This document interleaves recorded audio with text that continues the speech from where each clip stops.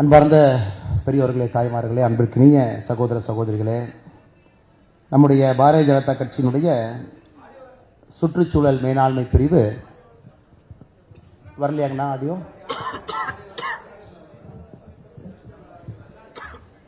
வருதாங்கண்ணா? நம்முடைய பாரதிய ஜனதா கட்சியினுடைய சுற்றுச்சூழல் பிரிவு அற்புதமான ஒரு நிகழ்வை இங்கே சென்னையில் நடத்தி கொண்டிருக்கின்றார்கள். முதல்ல நம்முடைய அழைப்பை ஏற்று இங்கு வந்திருக்கக்கூடிய இந்த துறை சார்ந்த நிபுணர்களுக்கு எங்களுடைய நன்றிகளை, வணக்கத்தை இந்த நேரத்தில் காணிக்கையாக்குவது என்னுடைய கடமையாக நான் கருதுகின்றேன்.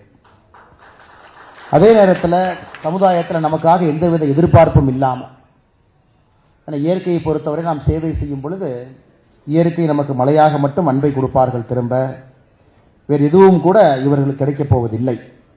அப்படி இருந்தும் கூட எந்தவித ஊடக வெளிச்சம் இல்லாமல் தன்னந்தனியாக நிறைய இடத்துல இயற்கை சம்பந்தமான இந்த அற்புதமான வேலையை செய்து கொண்டிருக்கக்கூடிய எல்லோருக்கும் இந்த நேரத்தில் நான் நன்றிகளை தெரிவிப்பதோடு, சில முக்கியமான மனிதர்களை அடையாளப்படுத்தி மேடைக்கு அழைத்து அவர்களுக்கு ஒரு சிறு காணிக்கையாக ஒரு விருதை கொடுத்து இங்கே அமர்த்தி இருக்கின்றோம். அவருடைய பெயரை சொல்லி அவர்களுக்கு நன்றி சொல்வது என்னுடைய கடமையாக கருதுகின்றேன். மிக முக்கியமாக நம்முடைய மதிப்புக்குரிய ஐயா விவேக் அவர்களுடைய துணைவியார் அம்மா அருட்செல்வி விவேக் அவங்க வந்திருக்கிறாங்க. ஒரு விவேக் ஐயாவுடைய கனவை இன்று நினைவாக்கி கொண்டிருக்கின்றாங்க. கிட்டத்தட்ட 38 லட்சத்திற்கு மேல கிரீன் கலாம் ப்ராஜெக்ட்ல இன்னைக்கு எல்லா இடத்திலும் கூட மரம் நட்டு கொண்டிருக்கின்றார்கள். இங்க வந்து சிறப்பான ஒரு உரையை கூட கொடுத்திருக்கிறாங்க. அவர்களுக்கு இந்த நேரத்தில் என்னுடைய முதற்கண் வணக்கத்தை, நன்றிகளை தெரிவிச்சுக்கிற காரணம், விவேக் ஐயாவுடைய கனவு மிகப்பெரிய கனவு. அது ஒரு சினிமா துறையில் ஒரு பெரிய ஒரு மரியாதை இருக்கக்கூடிய நடிகராக இருந்தாலும் சரி, தன்னை தாண்டி அவர் யோசித்ததனுடைய விளைவு மரத்தை வைக்க வேண்டும் என்கின்ற ஆசை. எல்லா மனிதர்களுமே தன்னை பற்றி யோசிப்பாங்க. சில மனிதர்கள் மட்டும்தான் தன்னை தாண்டி சமுதாயத்தை பற்றி யோசிப்பாங்க. அதில் முதன்மையானவர் தமிழகத்தில் இன்னைக்கு மறைந்திருக்கக்கூடிய ஐயா விவேக் அவர்கள். அவருடைய துணைவியார் அவர்கள் இதை முன்னெடுத்துட்டு போறது எங்களுக்கு சந்தோஷம். வருகின்ற காலத்தில் நிச்சயமாக அந்த 1 கோடி மரத்தை நோக்கி வேகமாக அவருடைய வெற்றி பயணம் இருக்கும் என்கின்ற முழு நம்பிக்கை எனக்கு இருக்கு. அதே போல நம்முடைய வைகை நதியினுடைய வைகை ரிவர் பீப்புள்ஸ் மூவ்மெண்ட் அதனுடைய ஒருங்கிணைப்பாளராக இருக்கக்கூடிய வைகை எம் ராஜன் அவர்கள் இருக்கிறாங்க. அவர்களுக்கும் இந்த நேரத்தில் நன்றி கலந்த வாழ்த்துக்களை, வணக்கங்களை தெரிவித்துக் கொள்கின்றேன். டோஃபி சாம்பியன் கிரீன் தமிழ்நாடு மிஷன் அம்பாசிடராக இருக்கக்கூடிய முருகச்செல்வன் அவர்களுக்கு இந்த நேரத்தில் என்னுடைய வாழ்த்துக்களை தெரிவித்துக் கொள்கின்றேன். ரீகம்போஸ் ரீசைக்கிளிங் பிரைவேட் லிமிடெட் அதன் சார்பாக வந்திருக்கக்கூடிய அருமை சகோதரர் சரண்ராஜ் அவர்கள், பிரசாந்த் அவர்களுக்கு இந்த நேரத்தில் வாழ்த்துக்களை தெரிவித்துக் கொள்கின்றேன். சத்தியமங்கலத்திலிருந்து இங்கே வந்திருக்கக்கூடிய பயோடைவர்சிட்டி கன்சர்வேஷன் ட்ரஸ்ட் பிசிடி அந்த அமைப்பின் சார்பாக நந்தகுமார் அவர்கள், கார்த்திக் அவர்களுக்கு இந்த நேரத்தில் எங்களுடைய நன்றிகளை, வணக்கத்தை தெரிவித்துக் கொள்கின்றேன். மரம் தங்க கண்ணன் சார்பாக வந்திருக்கக்கூடிய அருமை சகோதரர் விஜயகுமார் அவர்கள் வந்திருக்கிறாங்க. அவர்களுக்கும் எங்களுடைய வாழ்த்துக்களை தெரிவித்துக் கொள்கின்றோம். ஆனைமலை ஆலம்பிழுது அறக்கட்டளை மிகச் சிறப்பாக அந்த பகுதியில் பலகாலமாக ஒரு ஞாயிற்றுக்கிழமையும் விடாம வேலை செய்து கொண்டிருக்கின்றார்கள். சார்பாக வந்திருக்கக்கூடிய அருமை சகோதரர் செந்தில்குமார் அவர்களுக்கு இந்த நேரத்தில் எங்களுடைய வாழ்த்துக்களை, வணக்கங்களை தெரிவித்துக் கொள்கின்றோம். தேன் சிட்டு அறக்கட்டளை சார்பாக ஒரு பெரிய ஒரு பணியை, சமுதாய பணியை செய்திருக்கக்கூடிய பிரதீப் குமார் அவர்களுக்கும் இந்த நேரத்தில் எங்களுடைய வாழ்த்துக்களை, வணக்கங்களை தெரிவித்துக் கொள்கின்றோம். நம்முடைய அழைப்பை ஏற்று இங்கே சிறப்புரை ஆற்றுவதற்காக வந்திருக்கக்கூடிய அந்த துறை சார்ந்த நிபுணர்கள், குறிப்பாக சிறுதுளி அறக்கட்டளைக்கு அறிமுகமே தேவையில்லை, அதன் சார்பாக வந்திருக்கக்கூடிய அருமை சகோதரர் சின்னசாமி அவர்களுக்கு, திருப்பூரிலிருந்து வந்திருக்கக்கூடிய அண்ணன் குமார் துரைசாமி அவர்களுக்கு, SLRM அண்ணன் ஸ்ரீனிவாசன் அவர்களுக்கு, பெருந்துறை சுரேஷ் மனோகரன் அவர்களுக்கு, பேராசிரியர் கார்த்திக் ஜெயபாலன் அவர்களுக்கு, செல்வி அருமை சகோதரி பிரசித்தி சிங் அவர்களுக்கு, அருமை சகோதரர் செந்தில்குமார் அவர்களுக்கு, கனகராஜ் அவர்களுக்கு இந்த நேரத்தில் எங்களுடைய வாழ்த்துக்களை, வணக்கங்களை தெரிவித்துக் கொள்கின்றோம் நீங்கள் வந்ததற்காக. அதே போல இந்த பிரிவினுடைய தலைவர்கள் மிக கடுமையாக உழைத்த இந்த நிகழ்ச்சியை சென்னையில் ஏற்பாடு செய்திருக்கின்றார்கள்.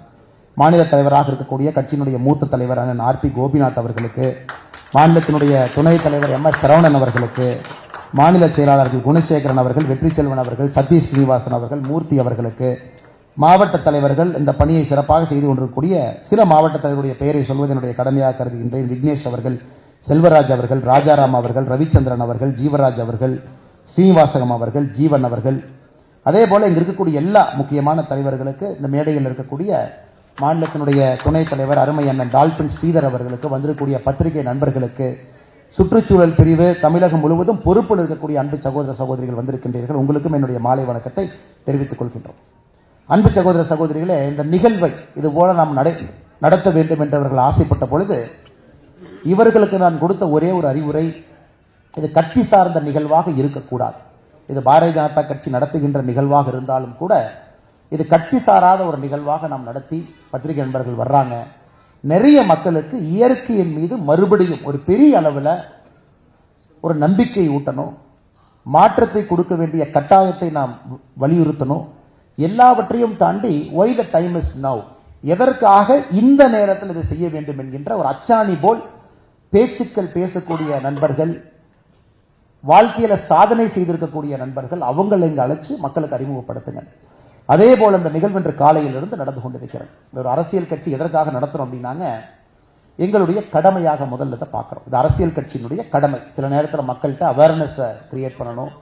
சில நேரத்தில் உங்ககிட்ட இருந்து கிடைக்கக்கூடிய தகவல்களை அரசுகிட்ட நாங்கள் எடுத்துருப்போம். ஒரு பாலிசி மேக்கர் அரசு இருக்கும் பொழுது அரசியல் கட்சியினுடைய கடமை, நீங்க பேசின பாயிண்ட்டை அதை நாங்கள் மேலே எடுத்துட்டு போனோம். உங்களுடைய ஆதங்கங்கள் இருக்கும், பிரச்சனைகள் இருக்கும், தீர்வுகள் இருக்கும், அதை அரசுக்கு தெரிவிக்க வேண்டியது எங்களுடைய கடமையாக கருதுறோம். அது இரண்டாவது. மூன்றாவது, எங்களுடைய சுற்றுச்சூழல் பிரிவில் தலைவர்களை தலைவிகளை தயார் பண்ணி ஃபீல்டுக்கு அனுப்பணும். இது போன்ற அப்பப்ப இந்த நிகழ்வுகள் நடக்கும் பொழுது எங்களுடைய தலைவர்கள் தலைவிகளை நாங்கள் பட்டை தீட்டி களத்துக்கு அனுப்புறோம். அவங்க உங்களோட இன்னும் கொஞ்சம் கோஆர்டினேட் பண்ணுவாங்க. குறிப்பாக இந்த பிரச்சனைக்கான சொல்யூஷனை அவங்களே கீழே இருந்து இண்டிபெண்டா வேலை பார்த்து ஒரு சொல்யூஷனை கொடுப்பாங்க. இன்னைக்கு தமிழகம் எங்க இருக்கு? இந்திய அளவில் சுற்றுச்சூழலை பொறுத்தவரை நாம எங்க இருக்கோம் அப்படின்னு நீங்க கொஞ்சம் யோசிச்சு பாருங்க.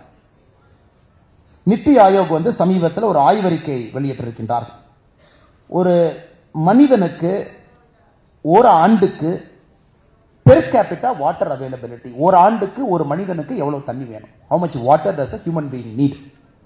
இன்னைக்கு அவர்களுடைய கணக்குப்படி பிரச்சனையே இல்லாம அபண்டன்டா சந்தோஷமா ஒரு மனிதன் இருக்க வேண்டும், நோ ஸ்ட்ரெஸ் அப்படிங்கிறாங்க.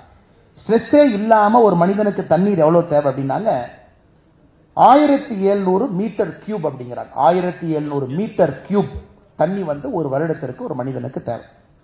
கொஞ்சம் ஸ்ட்ரெஸ்ஸோட இருந்தா 1000 இருந்து 1700 மீட்டர் கியூப். ஸ்கேர்சிட்டி பற்றாக்குறை அப்படின்னு நீங்க பாத்தீங்கன்னா 500 இருந்து 1000 மீட்டர் கியூப். அப்சல்யூட் ஸ்கேர்சிட்டி தண்ணியே இல்ல, ரொம்ப பஞ்சமா இருக்குன்னு பாத்தீங்கன்னா பிலோ 500 மீட்டர் கியூப். இன்னைக்கு 2025 நித்தி ஆயோக் வெளியிட்டிருக்கக்கூடிய அந்த வரைபடத்தை உங்களுக்கு காட்டுறேன். அது எத்தனை பேருக்கு அது கிளியரா தெரியும் தெரியல. நம்முடைய மீடியா நண்பர்கள் கொஞ்சம் ஜூம் பண்ணீங்கன்னா என்னுடைய செல்போன்ல அந்த போட்டோ உங்களுக்கு இருக்கு பாருங்க. கொஞ்சம் ஜூம் பண்ணீங்கன்னா இந்த செல்போன்ல அந்த போட்டோ. இதுல தமிழ்நாடு மட்டும் பாருங்க, ரெட் கலர்ல மார்க் பண்ணிருப்பாங்க. இந்தியா முழுவதும் மேப்பை பாருங்க, தமிழகத்தை மட்டும் பாருங்க, குறிப்பா அதிக ரெட் கலர் இருக்கும், ஆந்திர பிரதேஷ் ரெட் கலர்ல இருக்கும். இன்னைக்கு இருக்கக்கூடிய நிலைமை இந்த ரெட் கலர் என்ன நீங்க பாத்தீங்கன்னா அப்சல்யூட் ஸ்கேர்சிட்டியில் இருக்கும். 500 மீட்டர் கியூபை விட குறைவாக தண்ணி இருக்கிறதுனால தமிழ்நாடும் ஆந்திரா போன்ற சில பகுதிகளும் இன்னைக்கு red colour dot. North India ஃபுல்லா பாத்தீங்கன்னா ஆரஞ்சில் இருக்காங்க, அதாவது நோ ஸ்ட்ரெஸ் வாட்டர் ஜோன்ல இருக்காங்க. ஸோ நார்த் ஈஸ்ட் சொல்லவே வேண்டாம், நிறைய தண்ணி இருக்கக்கூடிய பகுதியா இருக்கிறாங்க. ஸோ நம்ம பகுதி பாத்தீங்கன்னா ரெட் கலர் ஜோன், 2 மாநிலங்கள் தமிழகமும் நம்முடைய ஆந்திராவும் இருக்கு. 2050க்கு ப்ரொஜெக்ட் பண்றாங்க. 2050ல ஒரு தனி மனிதனுக்கு தேவையான தண்ணீர் 1500 மீட்டர் கியூப். அது எந்த மாநிலத்தில் இருக்கும்? 2050. இப்ப 2050க்கான நித்தி ஆயோக் ஆய்வறிக்கை டேட்டாவை பாருங்க, செல்போன்ல இருக்கு, அதை கொஞ்சம் உங்களுக்கு அப்படியே காட்டுறேன். இந்தியாவில் பார்த்தீங்கன்னா இந்த ரெட் டாட் தமிழ்நாடு முழுவதும் அதிகமாக இருக்கு, ஆந்திரால காணாம போயிடுச்சு. ஸோ தமிழகம் முழுவதுமே அந்த ரெட் டாட் அப்படிங்கிறது படர்ந்து இருக்கு. ஆந்திரால பார்த்தீங்கன்னா இந்த ரெட் டாட் இல்லை. ஸோ இன்னைக்கு 2050ல தமிழகம் முழுவதுமே இன்னும் சரியாக ஒரு 26 ஆண்டுகள்ல அபாயகரமான ஒரு இடத்துக்குள்ள தமிழகம் செல்ல போது. இந்தியாவில் நாம மட்டும்தான் அங்க இருப்போம், வேற யாருமே ரெட் ஜோன்ல இருக்க மாட்டாங்க. 500 மீட்டர் கியூபு குறைவாக ஒரு தனிப்பட்ட மனிதனுக்கு தண்ணீர் வசதி இருக்கும். இது முதல் பிரச்சனை. இது காரணம் நம்முடைய பூகோள அமைப்பு, அதை நம்ம யார்கிட்டையும் குறை சொல்ல முடியாதுங்க. ஒன்று, நம்மளுடைய தமிழகத்தில் உற்பத்தியாகி பெரிதாக இருக்கக்கூடிய நதிகள் இங்க இல்லை. தாமிரபரணி நதிகள் எடுத்துக்கிட்டீங்கன்னா கூட ஒரே ஒருங்கிணைந்த திருநெல்வேலி மாவட்டத்துக்குள்ள உருவாகி பழைய ஒருங்கிணைந்த திருநெல்வேலி மாவட்டத்திற்குள்ள முடிவுறக்கூடிய ஒரு நதி. ஒரு பெரினியல் வாட்டர் அப்படிம்பாங்க, ஒரு பெனின்சுலார் ரிவர்ஸ் அப்படின்னு, ஒரு கர்நாடகா மாதிரி கேரளா மாதிரி பெரிய ஒரு 1000-2000 கிலோமீட்டர் போகக்கூடிய தண்ணீர் சோர்ஸ் தமிழகத்திற்கு இல்லை. இது முதல் பிரச்சனை. தண்ணீர் பற்றாக்குறை இருக்கக்கூடிய தமிழகத்தில் இன்னைக்கு நம்ம தண்ணீரை எப்படி பயன்படுத்துறோம் அப்படின்னு நீங்க யோசிச்சு பாருங்க. எனக்கு ஈஸ்ட் கோஸ்ட் ரோட்ல மகாபலிபுரத்தை நோக்கி போனீங்கன்னா நெமிலி அப்படிங்கிற இடம் இருக்கும். இன்னைக்கு நெமிலி நம்ம மகாபலிபுரத்தை ஜஸ்ட் தாண்டிட்டீங்கன்னா லெஃப்ட் சைட்ல நெமிலி வரும். கிட்டத்தட்ட பார்த்தீங்கன்னா ஒரு 50 ஏக்கருக்கு பயங்கரமாக வேலை நடந்துகிட்டு இருக்கும். எல்லாம் பெரிய எல்லாம் பறிச்சு கிரிச்சு எல்லாம் மிஷின்லாம் போட்டு வேலை செஞ்சுட்டு இருக்கிறாங்க. யாருக்காவது வண்டியில் போகும்போது என்ன பண்ணுறாங்கன்னு கொஞ்சம் நிறுத்தி எட்டி பார்த்தீங்கன்னா 400 மில்லியன் லிட்டர் ஒரு நாளைக்கு சென்னை மாநகரத்துக்கு தேவையான 400 மில்லியன் லிட்டர் கடல் தண்ணி எடுத்து சுத்தப்படுத்தி சென்னைக்கு குடிக்கிற தண்ணி 400 மில்லியன் லிட்டர் கொடுக்குறாங்க. அந்த நெமிலியிலிருந்து கொஞ்சம் முன்னாடி போயிட்டீங்கன்னா செயல்பாட்டில் இருக்கக்கூடிய ஒரு சுத்தகரிக்கப்பட்ட நிலையம் இதே மாதிரி இருக்கும். கடல் நீர் எடுத்து மறுபடியும் குடிநீராமா அது 150 மில்லியன் லிட்டர். ஸோ இன்னைக்கு இந்த நெமிலி நிலையம் முழுமையாக மக்கள் பயன்பாட்டிற்கு வரும் பொழுது இரண்டும் சேர்ந்து 550 மில்லியன் லிட்டர். இதே கணக்கில் 2050 சென்னையை பொறுத்தவரை 7500 மில்லியன் லிட்டர் இங்க தண்ணி பற்றாக்குறை இருக்கும். மறுபடியும் இந்த நம்பரை சொல்றேன் பாருங்க. சென்னையினுடைய ஒரு நாள் பற்றாக்குறை 7500 மில்லியன் லிட்டர் இருக்கும். அப்ப எவ்வளவு பிரச்சனைகள் இருக்கு. இன்னும் 20 ஆண்டுகள் கழித்து இந்தியாவினுடைய முதல் பிரச்சனையாக முக்கிய பிரச்சனையாக சுற்றுச்சூழல் மட்டும்தான் இருக்கும். வேற எந்த பிரச்சனை இருக்காது. ஏழைகள் இருக்க மாட்டாங்க. எல்லாரும் முன்னேறி இருப்பாங்க. மேல டிஸ்போசபிள் இன்கம் அதிகமாக இருக்கும். 2030 முடியும் பொழுது நாம் ஒரு $6 ட்ரில்லியன் போயிருப்போம். $4 ட்ரில்லியன் இருக்கிறோம். $6 ட்ரில்லியன் போயிருப்போம். 2047 $50 ட்ரில்லியன் நோக்கி போயிருப்போம். எல்லாருமே ஓரளவுக்கு பணக்காரங்களா இருப்பாங்க. At what cost? அந்த பணம் என்பது எதை விலை கொடுத்து அந்த பணத்தை வாங்குறோம் அப்படிங்கிற கேள்வி நிறைய பேர் பேசியிருப்பாங்க. எங்க கூடிய பிரசித் கிருஷ்ணாலாம் பெரிய அளவில் அதை செயல்படுத்த வேண்டும் என்று இந்த வயசுலயே ஆர்வமா இருக்கிறாங்க. கிட்டத்தட்ட ஒரு ஆண்டு காலமாக தொடர்ச்சியாக வேறு வேறு காரணத்துக்கு அவர்களிடம் பேசக்கூடிய ஒரு வாய்ப்பு. சில பேர் இன்னைக்கு உணர்ந்துடுறாங்க. Young age below 20 they understand. ஓ இதான் ஃபியூச்சராக இருக்க போகுது. நமக்கு எல்லாம் இருக்கும், ஆனால் இயற்கை இருக்காது என்பதை முழுவதுமா உணர்ந்திருக்கக்கூடிய ஒரு தருணம். இரண்டாவது இன்னொரு டேட்டாவை நீங்க பாருங்க. இன்னைக்கு தமிழ்நாடு எங்க இருக்குன்னா, இந்தியாவில் இருக்கக்கூடிய மாசுபட்ட ஆறுகள். எந்த ஆறுகள் நமக்கு இருக்கக்கூடிய சின்ன சின்ன ஆறுகள் இருக்கு. அந்த சின்ன சின்ன ஆறுகள்ல எந்த ஆறுகள் ரொம்ப மாசுபட்ட ஆறுகளா இருக்கு. குறிப்பாக இந்த quality data sample 2019, 21, 23 central pollution control board அதை எடுத்து ஒரு ஆத்தையும் priority 1, priority 2, priority 3, priority 4, priority 5 determine பண்றாங்க.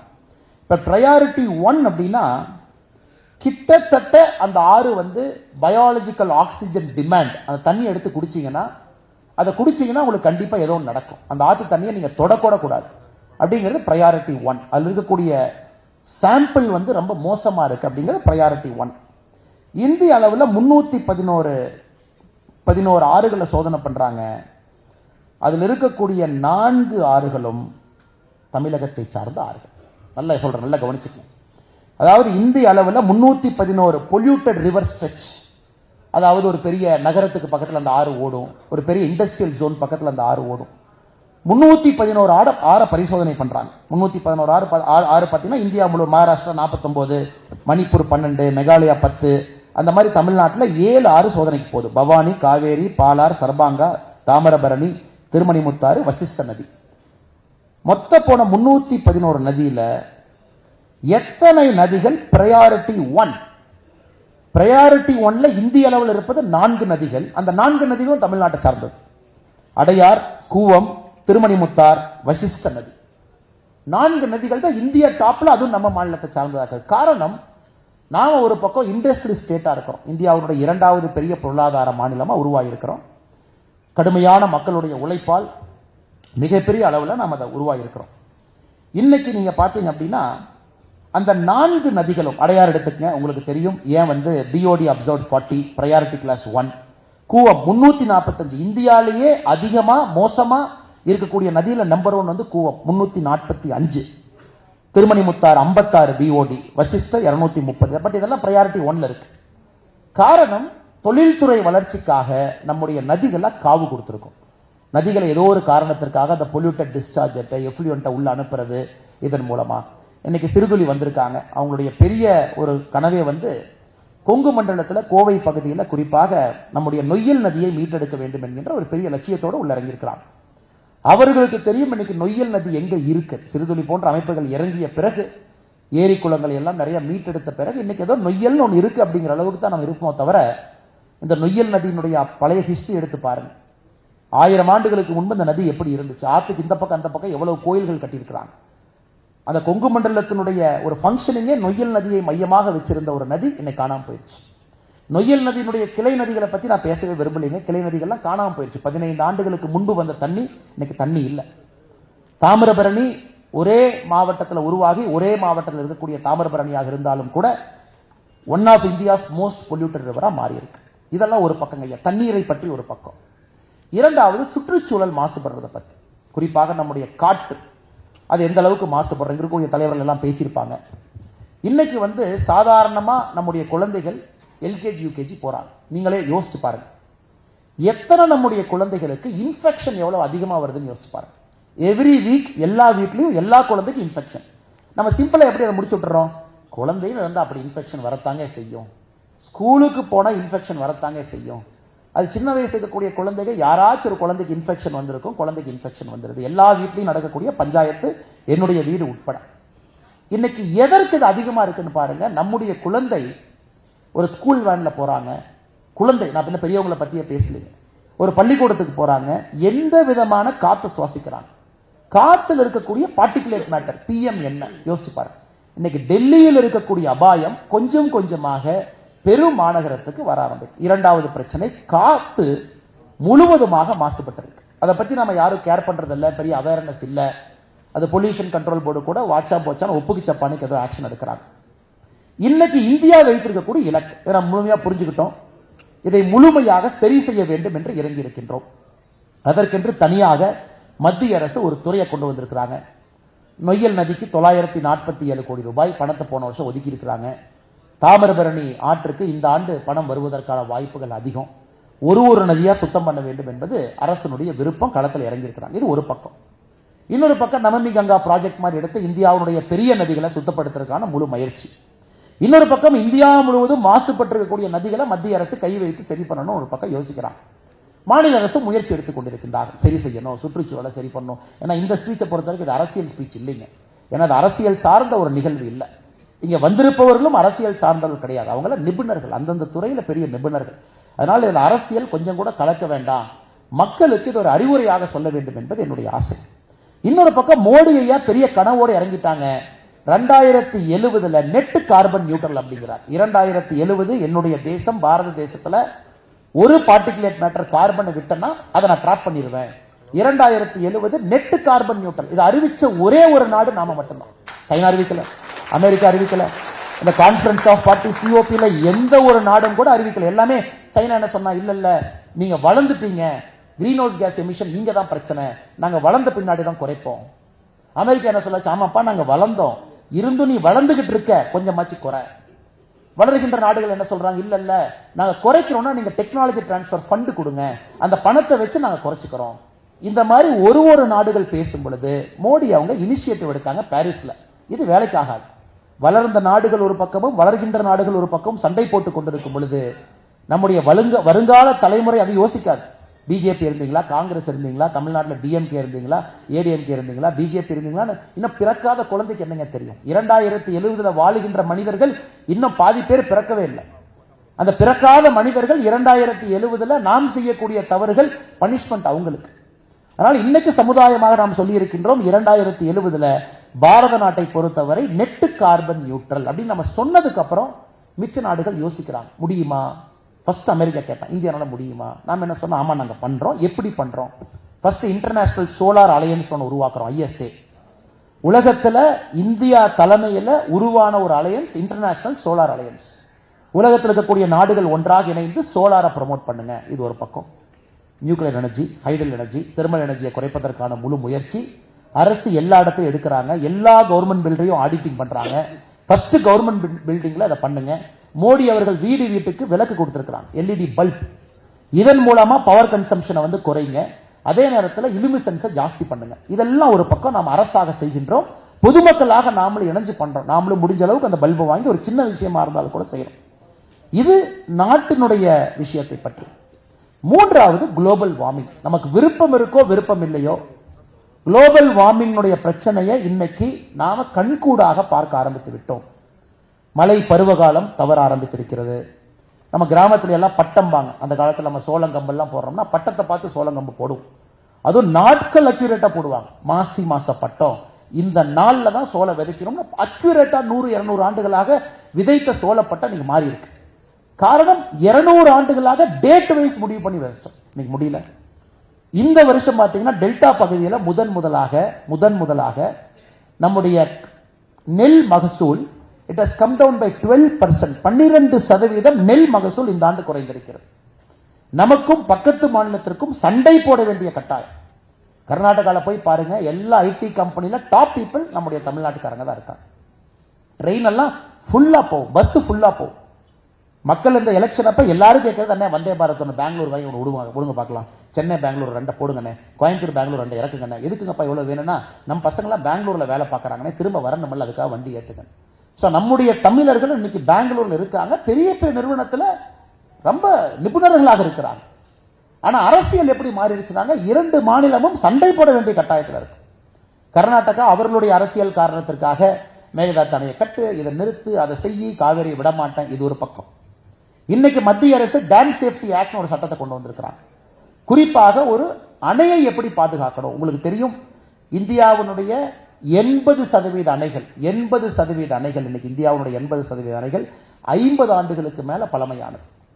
50 ஆண்டுகளுக்கு மேல இந்தியாவில் இன்னைக்கு அப்ராக்சிமேட்டா 5500 டேம் இருக்குதுங்க. 5500 டேம் இருக்கு. 100 ஆண்டுகளுக்கு பழமையான டேம் ஏகப்பட்டது இருக்கு. இன்னைக்கு நாம 450 டேம் கன்ஸ்ட்ரக்ஷன்ல இருக்கு. ஸோ இதுக்கு டேம் சேஃப்டி ஆக்ட், ஒரு டேமுடைய ஷட்டர் எப்படி ப்ரொடெக்ட் பண்றது, டேம்ல இருக்கக்கூடிய தண்ணி எப்படி ப்ரொடெக்ட் பண்றது, டேமை எப்படி பாதுகாக்கிறது. தமிழ்நாடு போன்ற மாநிலங்கள் இன்னும் அதற்கு கையெழுத்து போடல. அந்த டேம் சேஃப்டி ஆக்டை இம்ப்ளிமெண்ட் பண்றதுக்கு தயாரா இல்லை. வேறு வேறு அரசியல் காரணம், நம்ம அரசியல் பேச மாட்டோம்னு சொல்லிட்டோம். அதனால அதற்குள்ள நம்ம போக விரும்பலைங்க இன்னைக்கு. அதனால ஒட்டுமொத்தமாக நாம் பார்க்கும் பொழுது இன்னைக்கு அபாயகரமான ஒரு நேரத்தில் நாம் இருக்கோம்.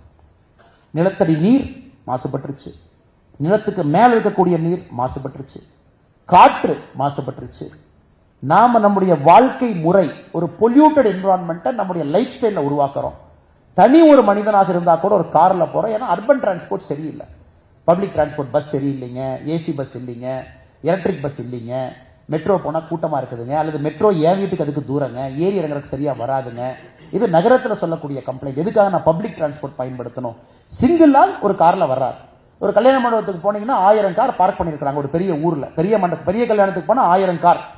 1000 கார்ல மொத்தமா எத்தனை பேர் வந்திருக்காங்க எண்ணி பார்த்தீங்கன்னா 1500 பேர் தான் மண்டபத்துக்குள்ள இருக்கிறாங்க. சோ ஒருத்தரும் இண்டிவிஜுவலா ஒரு கார்ல வர்றாங்க. சோ அவர்களுக்கு இந்த நாட்டில் ஒரு சட்டத்தை போட்டு ஆர்டரை போட்டு ஒரு காருக்குள்ள ஒருத்தர் வந்தா நான் ஃபைன் பண்ணுவேன். அந்த அளவுக்கு நம்முடைய ஜனநாயகம் என்ன மெச்சூர் ஆகல.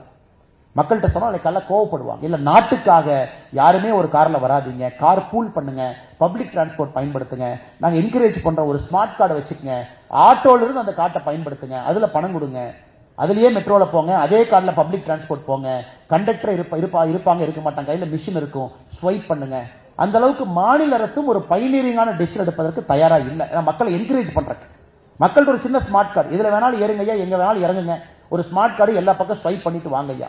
இது ஐரோப்பிய நாடுகள்ல பாக்குறோம். ஒரு ஊர்ல இறங்கினோடனே கேபிட்டல் சிட்டி ஏர்போர்ட்ல ஒரு கார்டை கொடுக்குறேன். அதை பாக்கெட்ல வச்சுக்கிட்டீங்கன்னா டிராமா அதே கார்டு, ட்ரெயினா அதே கார்டு, மெட்ரோவா அதே கார்டுங்க, உள்ள இருக்கக்கூடிய டிரான்ஸ்போர்ட் பஸ்ஸா அதே கார்டு, எந்த இருந்தாலும் ஒரு சிங்கிள் கார்டு ரீசார்ஜ் பண்ணி வேலையை செய்யறோம். இந்தியா போன்ற நாடுகள்ல கொஞ்சம் கொஞ்சமாக இங்கே எங்கும் அது வருவதை தவிர மொத்தமாக மக்களை என்கரேஜ் பண்ற அளவுக்கு வரல. சோ பாலிசியிலேயே சில இடத்துல பிரச்சனைகள் இருக்கு. அதனால் இன்னைக்கு உண்மையை சொல்ல வேண்டும் என்றால் தனி மனிதனாக நாம் உழைத்தால் மட்டும்தான் நம்முடைய சுற்றுச்சூழலை பாதுகாக்க முடியும். இதுதான் நிதர்சனமான உண்மைங்க. புலி வருதுங்கிற மாதிரி இவரு வருவாங்க, அவங்க வருவாங்க, இந்த அரசு வருவாங்க, அந்த அரசு வருவாங்க. அரசு by nature can encourage, government by nature நம்ம கிட்ட பார்ட்டிசிபேட்டிவ் டெமோக்ரஸில நீங்கெல்லாம் பண்ணுங்கன்னு சொல்லாமோ தவிர அரசாக இணைந்து செய்வது ரொம்ப கடினமான ஒரு வேலை. பிரைம் மினிஸ்டர் அவர் முடிஞ்ச வரைக்கும் பிரதம மந்திரி அவர்கள் ஒரு தனி மனிதனை இன்ஸ்பயர் பண்ண பார்க்கிறார். ஸ்வச்ச பாரத் அவரே போறாரு, குப்பையை பார்க்கிறாரு, வண்டியை நிறுத்துறாரு, டெல்லி போலீஸ் ஸ்டேஷனுக்கு வெளியே குப்பையெல்லாம் அள்ளி ஒரு கூடையில போடுறாரு. எல்லாரும் கேட்பாங்கன்னே பிரதம மந்திரி போட்டோக்காக போடுறாருன்னு. போட்டோக்காக தானே போடுறாரு, ட்விட்டர்ல வர்றதுக்காக போடுறாரு. பிரதம மந்திரி வேற வேலை இல்லையானே, பிரதம மந்திரி டெய்லி போய் குப்பையெல்லாம் பிரதம மந்திரி நல்லவர் நான் ஒத்துக்கிறேன். ஒரு அரசியல் சண்டைகள் வரும் பொழுது ஒரு மாற்று கட்சி நண்பர் இது போன்ற ஒரு கருத்து வைப்பார். பிரதமர் டெய்லி போய் குப்பையல்னா உங்களால் நல்லவர்னு ஒத்துக்கிறேன், எப்பாச்சும் ஒரு நாள் குப்பையல்னா டிராமா தான். பட் நாம அவரை பிரதமரா ஓட்டு போட்டு தேர்ந்தெடுப்பது குப்பை அள்ளுவதற்கு அல்ல. ஓட்டு போட்டு அவர் நாம உட்கார வச்சிருக்கிறது டெய்லி குப்பை அள்ளுறதுக்கு இல்லைங்க. அவர் குப்பை அள்ளும் பொழுது ஒரு மெசேஜ் கொடுக்கிறார் நாட்டு மக்களுக்கு, நீங்களும் அந்த குப்பை எடுங்க. ஒரு தனி மனிதனாக நீங்க பாடுபடுங்க. ஆனா அவரை நீங்க டெய்லி குப்பை எல்லாம் வைக்கிறத விட அவருக்கு முக்கியமான வேலை இருக்கு, நாட்டை நடத்தக்கூடிய வேலை. ஒரு மகாபலிபுரம் வர்றாரு, பிளாஸ்டிக்கை பார்க்கறாரு, அள்ளி போடுறாரு. அது சோசியல் மீடியாவில் நம்ம என்ன பண்றோம், உண்மையால அந்த பிளாஸ்டிக் அங்க இருந்துச்சா, அந்த பிளாஸ்டிக்கை பிஎம்க்கு முன்னாடி வரும்போது எப்படி இருந்துச்சு, அதை யாராச்சும் போட்டு பிஎம் எடுத்தாரா, அந்த மூடியை பாருங்க 2 நிமிஷத்துக்கு முன்னாடி இப்படி திரும்பி இப்ப திரும்பி இருக்குன்னா எவனோ வந்து மூடியை வச்சுட்டு போயிருக்கான். இதுதான் நம்முடைய டிபேட்டா இருக்கோ தவிர பிரதம மந்திரி பிளாஸ்டிக் எடுக்கிறாரு நம்மளும் எடுக்க சொல்றாரு அப்படிங்கிற மெசேஜ் போறதில்லை. அதனால அவரும் எத்தனை முடியுமோ, கரூர்ல ரங்காபாலேஸ்வர் இருக்கிறாங்க, அவர் போடக்கூடிய சட்டை கரூர்ல இருந்து போகுது. நீங்க பிரதமர் பாத்தீங்கன்னா சில நேரத்தில் அந்த ப்ளூ கலர் சட்டை போடுவார். என்விரான்மெண்ட் டேக்கெல்லாம் பாத்தீங்கன்னா ரீசைக்கிள்டு பிளாஸ்டிக் அதிலிருந்து உருவாகக்கூடிய ஒரு சட்டையத்தான் யுனைடெட் நேஷன்ஸ்ல போய் பேசினார் Modi coat, which was manufactured in Karur. 100% plastic பாட்டிலுடைய 100% செஞ்சு கொடுத்தாங்க. ஆனா தமிழ்நாட்டு மீடியாவில் என்ன ஆகுது, அதை இப்படி போட்டாங்களா, அது இப்படி போட்டாங்க, இப்படி ஆகி போயிருக்கு. அதனால மெசேஜ் வந்து கீழே போறதில்லை. அது 6 முறை போட்டிருக்கார் பிரதமர் இதுவரை, 6 முறை அந்த அந்த பர்டிகுலர் பிரைவேட் கம்பெனி கரூர்ல இருந்து உருவாக்கி இருக்கக்கூடிய அந்த பிளாஸ்டிக்ல இருந்து உருவாகக்கூடிய சட்டை செஞ்சு போட்டிருக்கார். ஒரு மெசேஜ் கொடுக்கிறார், பாருங்க பிரதம மந்திரியாக நான் இருக்கிறேன், நீங்களும் அதை என்கரேஜ் பண்ணுங்க. இன்னைக்கு எத்தனையோ நிறுவனங்கள் போகும் பொழுது பிளாஸ்டிக்ல போடக்கூடிய டிஷர்ட் வந்திருக்கு, பிளாஸ்டிக் பாட்டில் இருந்து அந்த ஃபைபர், அதை கொஞ்சம் போடுங்க, குப்பை அள்ளுங்க, சுத்தமா வச்சுக்கங்க. அடுத்து பிரதமர் சொல்றார் 75 ஆண்டுகள் முடித்திருக்கின்றோம், ஒரு மாவட்டத்தில் 75 ஏரி குளத்தை சுத்தம் பண்ணுங்க அப்படிங்கிறார். 75 6 ஏரி குளத்தை 75 ஆண்டுகள் சுதந்திரத்திற்காக பண்ணுங்க. இன்னைக்கு சொல்லியிருக்காரு, இப்ப அன்னையின் பேர்ல ஒரு மரம் நடுங்க. விவேக் ஐயா இருந்தா எப்படி சந்தோஷப்பட்டிருப்பார், அவர் இந்தியாவுடைய பிராண்ட் அம்பாசிடராக விவேக் ஐயா வச்சிருக்கு. அன்னையின் பேர்ல மரம் நடுங்க, எவ்வளவு பெரிய விஷயம் பாருங்க. அது ஏன் அன்னைன்னு சொல்றாரு, இத்தனை காலமா நாம் என்ன சொன்னோம், மரம் நடுங்கன்னு சொன்னோம். ஆனா பிரதமர் எவ்வளவு விவரமா அன்னையின் பேர்ல, ஏன்னா அன்னையின் பேர்ல நட்டுட்டீங்கன்னா அந்த மரத்தை நீங்க பாத்துக்குவீங்கன்னு அர்த்தம். அந்த மரம் நல்லா இருக்கா, ஆடு மாடு கடிச்சிருக்கா, அந்த மரத்துக்கு சரியா தண்ணி எல்லாம் ஊத்திருக்காங்களாப்பா, எட்டினாச்சு நம்ம பார்ப்போம். இல்லாட்டி மரத்தை வச்சுட்டு யாரோ பார்த்துக்குவாங்க நம்ம கிளம்ப மாட்டோம். அன்னையின் பேர்ல மரம் நடுங்க அப்படின்னா நமக்கும் அந்த மரத்திற்கும் ஒரு பாச பிணைப்பு இருக்கும். அதனால எல்லாத்தையும் என்ன சொல்றாங்க, ஒரு இந்தியன் ஒரு மரத்தை நடுங்க. 142 கோடி பேர் இருக்கும், குழந்தைங்களை விட்டுறலாங்க, பிலோ 10 இயர்ஸ் விட்டுறலாம், இல்ல பிலோ 8 இயர்ஸ் விட்டுறலாம். 8 இயர்ஸ் நீங்க எடுத்தா கூட 120 கோடி பேர் இருக்கிறாங்க. 120 கோடி பேருக்குள்ள 80 கோடி பேர் ஒரு மரத்தை வச்சாங்கன்னா ஒரு மரம் 80 crore ட்ரீ, அது எவ்வளவு பெரிய கார்பன் சிங்கா மாறும் பாருங்க. எத்தனை விஷயத்தை அதனால டிராப் பண்ண முடியும். அடுத்த வருஷம் 80 கோடி மரம், 10 வருஷம் நீங்க வச்சீங்கன்னா 800 கோடி மரம். சோ நம்முடைய இலக்கு 2070 நெட் கார்பன் நியூட்ரல். எவ்வளவு அருமையான ஒரு யோசனை பாருங்க. இதுல அரசியல் வந்துருது, தேவையில்லாத அரசியல் இதுக்குள்ளே வந்துருது. அதனால் என்னுடைய அன்பான வேண்டுகோள், துறையினுடைய நிபுணர்கள் இங்க வந்திருக்கிறாங்க, விஷயத்தினுடைய அர்ஜென்சி நமக்கு தெரியும். என்னங்க இந்தியாவுடைய 4 முக்கியமான மாசுபட்ட 4ம் தமிழகமா? உண்மைதான். 311 6ல என்னங்கன்னா 2050 எல்லாமே ரெட்டா காட்டுறீங்க, தமிழ்நாடு மட்டும் ரெட்டா இருக்கு. உண்மைதான். இன்னைக்கு நாமளும் ஆந்திராவும் இருக்கோம், ஆந்திராக்கார எப்படி எஸ்கேப் ஆகிறோம், எப்படி எஸ்கேப் ஆகிறாங்கன்னு எனக்கு தெரியலங்க, அந்த ரிப்போர்ட்டை முழுசா படிக்கிறதுக்கான நேரம் இல்லை. பட் நாம தமிழ்நாடு ரெட்னோடனே நம்ம ஊரை மட்டும் தான் படிச்சுட்டு வந்தாங்க. நமக்கு இந்த பிரச்சனை இருக்கு, நாம சரி பண்ணணும். இந்த பிரச்சனை அர்பன் டிரான்ஸ்போர்ட்டை பிக்ஸ் பண்ணணும், அது பிரச்சனை. எலக்ட்ரிக் பஸ்ஸஸ் நிறைய வேண்டும், அது பிரச்சனை. மக்களுடைய லைஃப் ஸ்டைல், இதெல்லாம் தாண்டி பிரதமர் லைஃப்னு சொல்றாரு. ஒரு வார்த்தை பாருங்க, லைஃப்னே ஒரு சிஸ்டம். பிரதமர் என்ன சொல்றாரு, யுனைடெட் நேஷன்ஸ்ல இந்த ஆண்டு சொன்னாரு, போன ஆண்டும் சொன்னாரு, லைஃப். அதாவது என்விரான்மெண்ட்டுக்கு லைஃப் அப்படிங்கறத ஃபாலோ பண்ணுங்க. அதாவது உங்களுடைய வாழ்க்கையே சுற்றுச்சூழலுக்கு தகுந்தவாறு உங்கள் வாழ்க்கை மாற வேண்டும். லிப்ட பயன்படுத்தாதீங்க. நான் வரும்போது லிப்ட் ஆன் பண்ணிருந்தேன், நான் லிப்ட்ல ஏறி வரல. ஒரு சுற்றுச்சூழல் மீட்டிங் போறோம், நாம போய் இவ்வளவு பேச போறோம். இன்னைக்கு நாம லிப்ட பயன்படுத்தக்கூடாது. ஒரு தனிப்பட்ட சங்கல்பம், தலைவர் கூட தப்பா நினைச்சு லெப்ட்ல கீழே இருக்கேன், நீங்க டக்குனு மேல ஓடி வந்துட்டீங்க. இல்ல, நாம இன்னைக்கு பேசுறோம், இந்த மெசேஜ் நம்ம சொல்றோம், இன்னைக்கு நம்ம பயன்படுத்தாம இருப்போம், முடிஞ்ச வரை சில இடத்துல பயன்படுத்தாம இருப்போம்.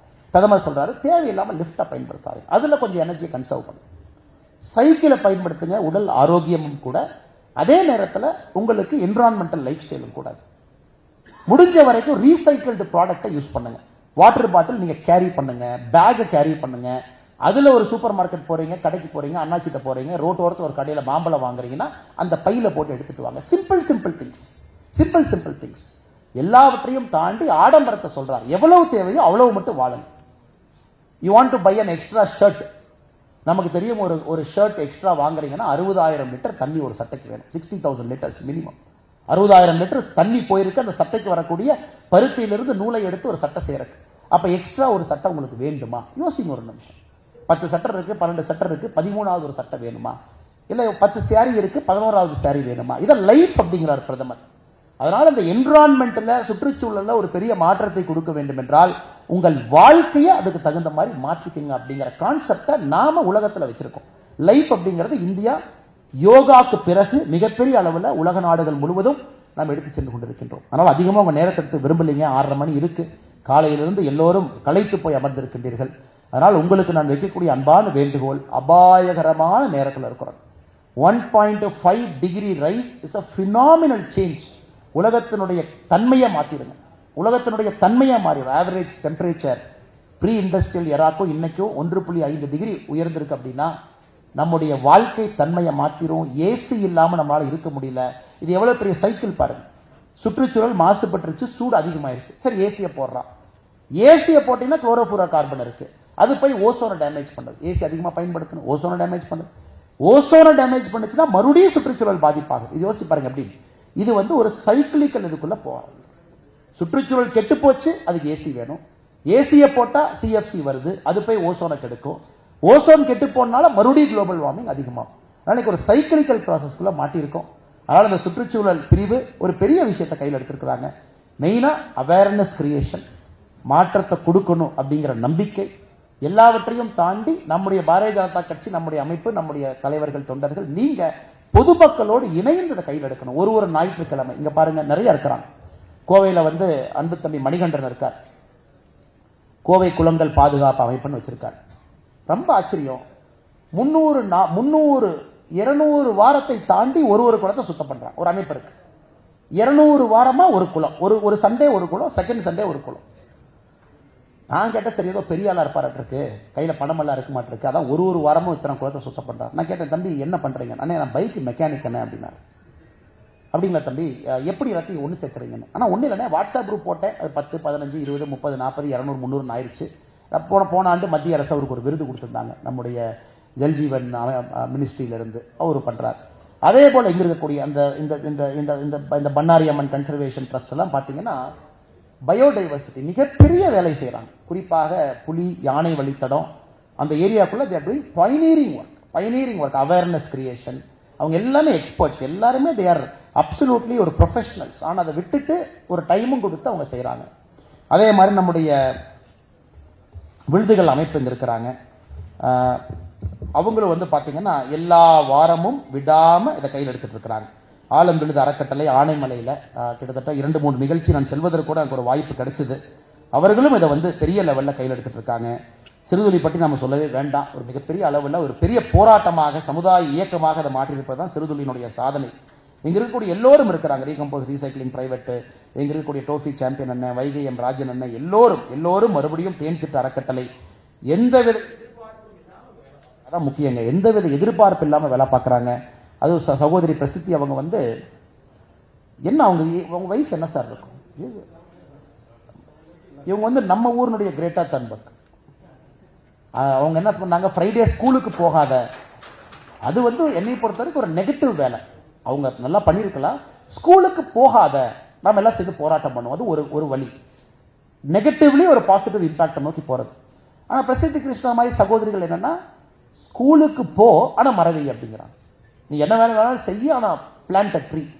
ஸோ இது போன்ற இந்த இளம் வயதுல நமக்கு ஒரு இன்ஸ்பிரேஷனா இருக்கக்கூடியவங்க நம்மளோட இருக்கிறாங்க. அதனால உங்களுக்கு எல்லாம் மறுபடியும், ஏன்னா எங்கிட்ட சொல்யூஷன் இல்லை சார், என்ன 30 நிமிஷம் பேசுறீங்க, சொல்யூஷனே கொடுக்கல. இது சொல்யூஷன் இல்லைங்க. இயற்கைக்கு என்ன சார் சொல்யூஷன்? நாம் நம்மை மாற்றிக்கொள்ள வேண்டும், களத்தில் இறங்க வேண்டும், எல்லோரையும் ஒருங்கிணைக்க வேண்டும். சின்ன சின்ன விஷயங்களை அவங்ககிட்ட பேசணும், அதன் மூலமாக ஒரு மாற்றத்தை ஏற்படுத்தணும். அது மட்டும்தான் இதுக்கு சொல்யூஷன். அதனால் மறுபடியும் வந்திருக்கக்கூடிய அன்பு சகோதரி அருட்செல்வி விவேக் அவர்கள் ரொம்ப நாட்கள் அன்னைக்கு சொன்னாங்க, ஒரு இன்டர்வியூல பார்த்தேன், விவேக் ஐயா எப்பொழுதும் அவங்க கூடவே இருக்கிற மாதிரி இருக்கிறாங்க அப்படின்னு ஒரு இன்டர்வியூல சொல்லியிருந்தாங்க. அது உண்மைதாங்க ஐயா, எங்க கூடவும் எப்பவும் விவேக் ஐயா இருக்கிற மாதிரி தான் எங்களுக்கு இருக்கு. அதனால் எங்களுக்கு அவர் ஒரு பெரிய இன்ஸ்பிரேஷன். அதனால் இங்க வந்திருக்கக்கூடிய எல்லோருக்கும் இந்த நேரத்தில் நன்றி தெரிவித்து, நம்முடைய அன்பு சகோதரர்கள் 4 தீர்மானத்தை கொண்டு வந்திருக்கிறாங்க. 4 தீர்மானத்தை கொண்டு வந்திருக்கின்றார்கள். முதல் தீர்மானம், உலக சுற்றுச்சூழல் தினம் ஜூன் 5 அப்பிருந்து நம்முடைய பிரதமர் அவர்கள் அன்னையினுடைய பேரில் ஒரு மரத்தை நடுங்க அப்படின்னு சொன்னாங்க. அதற்கு பிரதமருக்கு நன்றி தெரிவிச்சிருக்கிறாங்க. எங்களுடைய அன்பான வேண்டுகோள், மரம் நடாதவங்க தயவு செஞ்சு ஒரு மரத்தை நடுங்க. அம்மாவுடைய நட்சத்திரத்தை அந்த மரத்துக்கு பெயர் கொடுங்க. நீங்க மாற்று சமுதாய நண்பர்களா இருக்கிறீங்க, ஒரு இஸ்லாமிய சகோதரராக இருக்கிறீங்க அல்லது நீங்க கிறிஸ்தவ சகோதரராக இருக்கிறீங்க அப்படின்னா நீங்க உங்களுடைய மதத்துக்கு உட்பட்டு என்ன இருக்கோ அம்மாவை நான் வச்சுக்கிற மாதிரி நீங்களும் ஒரு பேர் கொடுங்க, ஒரு நட்சத்திரம் கொடுங்க, அம்மாவுடைய பேர் கொடுங்க, ஞாபகம் இருக்கிற மாதிரி அந்த மரத்தை நீங்க பேணி காக்க வேண்டும்.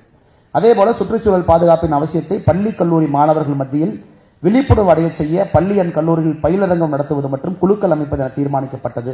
அதை நம்முடைய கட்சி முன்னெடுத்துட்டு போவோம். அரசியல் கலக்காம ஒரு சமுதாய மாற்றத்திற்காக பாரதிய ஜனதா கட்சி பாடுபடும். 1000 நாட்களில் 1/2 கோடி மரக்கன்றுகள் நடுவது எனவும். நான் என்ன பனைமரத்துக்கு வரவே இல்லைங்க சார். பனைமரம் ரொம்ப ஒரு டிராஜிக் ஸ்டோரி. இன்னைக்கு தமிழ்நாட்டினுடைய ஒரு பெரிய டிராஜிக் ஸ்டோரினா பனைமரம். ஏன்னா இதை ஒரு 5 நிமிடம் பேசி ஆகணும். காமராஜர் ஐயா 1964 காமராஜ் பிளான் அவரே கொண்டு வந்தாரு. அவரே ஆட்சியில் இல்லைனாரு. அவரே நான் அரசியல்ல கட்சி வேலை செய்யறேன், சீஃப் மினிஸ்டரா இல்லைன்னு சொன்ன ஒரு உத்தம தலைவன். பதவியிலிருந்து வேண்டான்னு தூக்கி போட்டு போய் 1964 1964க்கும் 2024 60 ஆண்டுகள் பார்த்தீங்கன்னா தமிழ்நாட்டினுடைய விவசாய நிலம் என்பது 1 லட்சம் ஹெக்டர் குறைஞ்சிருக்கு. காமராஜர் ஐயா விட்டுட்டு போன விவசாய நிலமும் 2024 தமிழகத்தில் செய்யக்கூடிய விவசாய நிலமும் 1 லட்சம் ஹெக்டர் சுருங்கி இருக்கு, தண்ணி இல்லாதனால். இது ஒரு சின்ன உதாரணம். விவசாய நிலங்கள் ஆக்சுவலா பெருசாகணும். 1964 மக்கள் தொகை என்ன, 2024 மக்கள் தொகை என்ன? பல காரணங்கள் இருந்தாலும் ஒரு மிக முக்கிய காரணமா பனை மரத்தை வச்சுச்சு. இன்னைக்கு பனை மரத்தை திரும்ப கொண்டு வர வேண்டும் என்பதில் எல்லோரும் உறுதியா இருக்கிறோம். அதுவும் நான் சார்ந்திருக்கக்கூடிய பாரதிய ஜனதா கட்சி இன்னும் உறுதியா இருக்கு. பணங்கள்ல கொண்டு வரணும் அப்படிங்கிறது நம்ம தெளிவா இருக்கோம். விவசாயத்துக்கு ஒரு ஊக்கத்தை கொடுக்க வேண்டும். அதன் மூலமாக பட்டி தொட்டி எல்லாம் இந்த பண விதையை போடணும், பண மரத்து விதையை போடணும். ஒரு 10 விதையை போய் வீசினோம்னா ஒரு 3 பரமணனாச்சும் அதில் முளைக்கும். அதை கண்டிப்பா நம்ம கொண்டு வர வேண்டும் என்று எல்லா இடத்திலும் பெரிய போராட்டத்தை நாம் எடுக்க வேண்டும். அதற்கு மிக முக்கியமாக 1000 நாட்களில் 1/2 கோடி பனைமரங்கள் மரக்கன்றுகள் நடுவது எனவும் தமிழ்நாட்டில் உள்ள மாநில மற்றும் தேசிய நெடுஞ்சாலைகளின் இருபுறமும் தன்னார்வலர்களை ஒருங்கிணைத்து விதைகள், குறிப்பாக பனை விதைகள் விதைப்பது மற்றும் மரக்கன்றுகள் நடுவது என தீர்மானம் நிறைவேற்றப்பட்டது. இது ஒன்று. இன்னொரு விஷயம் உங்களுக்கு அன்பான வேண்டுகோள், குறிப்பா நேஷனல் ஹைவேக்கே ஒரு ஃபண்ட் இருக்கு. சென்டர்ல மரத்தை மெயின்டைன் பண்ணி அதை மெயின்டைன் பண்றதுக்கான பணம் சிஆர்எஃப் ரோடு ஃபண்ட்ல வச்சிருக்கிறாங்க. அதையும் கூட நாம சில தன்னார்வ நண்பர்கள்ட்ட சொல்லி அவங்கள அப்ளை பண்ண சொல்லி நேஷனல் ஹைவே நாம் கட்டும் பொழுது மத்திய அரசு சென்டர்ல மரத்தை வச்சு அந்த மரத்தை கூண்டு போட்டு தண்ணி ஊற்றி பாதுகாக்கிறதுக்கு ஒரு சிங்கிள் கான்ட்ராக்ட் அவங்க எடுக்கலாம். அதையும் நீங்க பொதுமக்கள்கிட்ட ஒரு அறிவுரையாக சொல்லி அதை கொண்டு வரணும். அடுத்து சொல்லியிருக்கீங்க, தொழிற்சாலைகள் மற்றும் சிறு குறு நிறுவனங்களில் உற்பத்தியாகும் கழிவு நீரானது நீர்நிலைகளில் கலந்து சுற்றுச்சூழலை மாசு ஏற்படுத்தாத வண்ணம் தமிழக அரசானது நிறுவன உரிமையாளர்களிடமும் சுற்றுச்சூழல் பாதுகாப்பு நிபுணர்களும் கலந்து ஆலோசித்து தக்க வழிகாட்டுதல் நெறிமுறைகளை வெளியிட்டு சுற்றுச்சூழலை பாதுகாக்க வேண்டும் என்று தமிழக அரசுக்கு ஒரு வேண்டுகோள் வைத்திருக்கின்றோம். அது 4வது தீர்மானமாக 4 தீர்மானத்தை நம்முடைய சுற்றுச்சூழல் பிரிவு கொண்டு வந்திருக்கீங்க. அதற்காக ஒரு நன்றி தெரிவித்து வந்திருக்கக்கூடிய ஆண்டோர்களுக்கு, சான்றோர்களுக்கு, பெரியோர்களுக்கு, வெளியே இருந்து வந்திருக்கக்கூடிய நிபுணர்களுக்கு, மிக முக்கியமாக பாரதிய ஜனதா கட்சியினுடைய சுற்றுச்சூழல் பிரிவினுடைய அன்பு தலைவர்கள் உற்சாகத்தோட போங்க சார், ஒரு உத்வேகத்தோட போங்க. நாம் செய்ய வேண்டிய பணி இது எலெக்ஷனு ஓட்டு எதுவும் சம்பந்தம் இல்லை சார். மக்களுக்காக நாம் அதை செய்யணும். ஏன்னா நம்ம எல்லாம் மக்களுக்கு சேவை செய்வதற்காக ஒரு கட்சியை சார்ந்து இருக்கிறோம். அதனால் நீங்கள் இதை பெரிய ஒரு உற்சாகத்தோடு செய்ய வேண்டும் என்று அன்போடு கேட்டுக்கொண்டு என்னுடைய உரையை முடித்துக் கொள்கின்றேன். நன்றி, வணக்கம். பாரத் மாதா கி ஜெய்.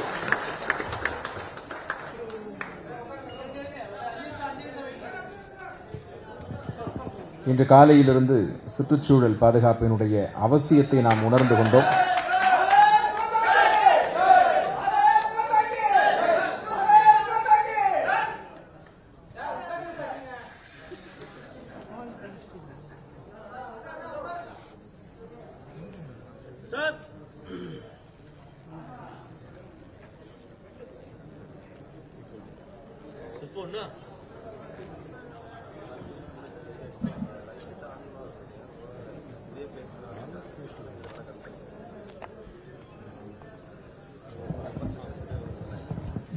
தமிழக பாரதிய ஜனதா கட்சியின் சுற்றுப்புற சூழல் பாதுகாப்பு பிரிவின் சார்பாக நம்முடைய மாநில தலைவர் வாழும் சர்தார் வல்லபாய் பட்டேல் ஆற்றல் மிகு மறவர் திரு அண்ணாமலைஜி அவர்களுக்கு மரக்கன்று நினைவு பரிசு